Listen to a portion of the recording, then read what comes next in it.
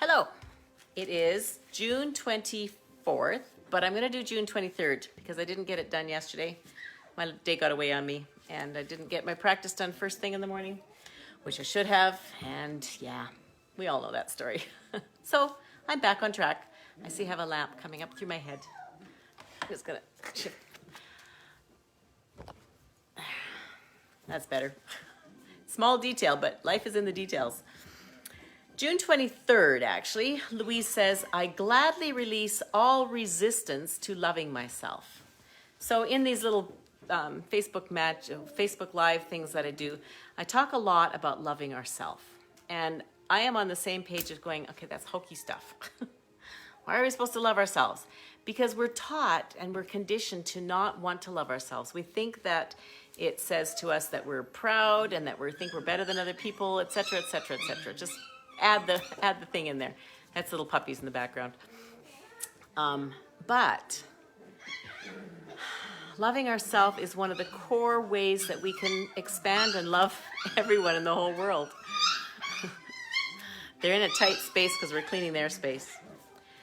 So she says, I gladly release all resistance to loving myself. Louise is asked about common mistakes people make doing mirror work. Not doing mirror work is the biggest mistake, Louise says. Too many people don't do mirror work because they think it won't work before they've tried it. Once people start, they are often put off by the self-judgment they witness. She says, the flaws you see are not the truth of your being, Louise explains. When you judge, you see flaws. When you love, you see your essence. I'm going to read that again. When we judge, we see flaws, all the things that are not good. When we love, we see our essence. Our essence is that part of us inside that is pure. In Christianity, we call that the love of Christ. There's lots of different ways to talk about it in different thought processes and different spiritual processes. But our true essence comes and is received only through love. She is then asked about common blocks to doing mirror work. Mirror work doesn't work in theory. It only works in practice. So if we only think about it, it's not going to work. Louise says, in other words, the key to mirror work is to do it and to be consistent about it. When Louise is asked if she still has days when she finds it difficult to look in the mirror, she replies, yes. And on those days, I make sure I stay in front of the mirror until I feel better. Yes, and on those days, I make sure I stay in front of the mirror until I feel better. She doesn't go out the front door until she feels a more loving space. After that, the world mirrors how we feel about ourselves. So as we love ourselves more, as we release, and how do we release that resistance to loving ourselves? Here's that karate chop point.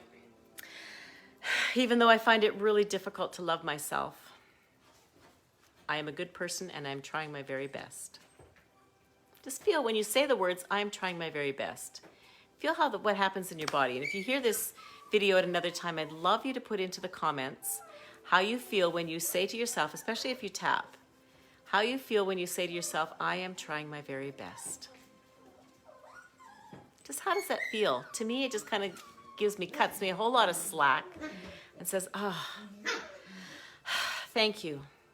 So the tapping, even though I find it very resistant to love myself, I am trying my very best.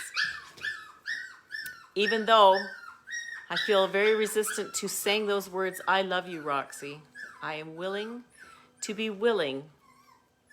receive that personal love from myself. So willing to be willing is a whole first step, number of steps behind. I have to do this. Because in a willingness, there's choice. There's softness and there's choice. Excuse that puppy that's whining. He's really not being damaged. They just tend to whine. Namaste. I love you. I'm going to pop back in again with today's, but that was too good to miss.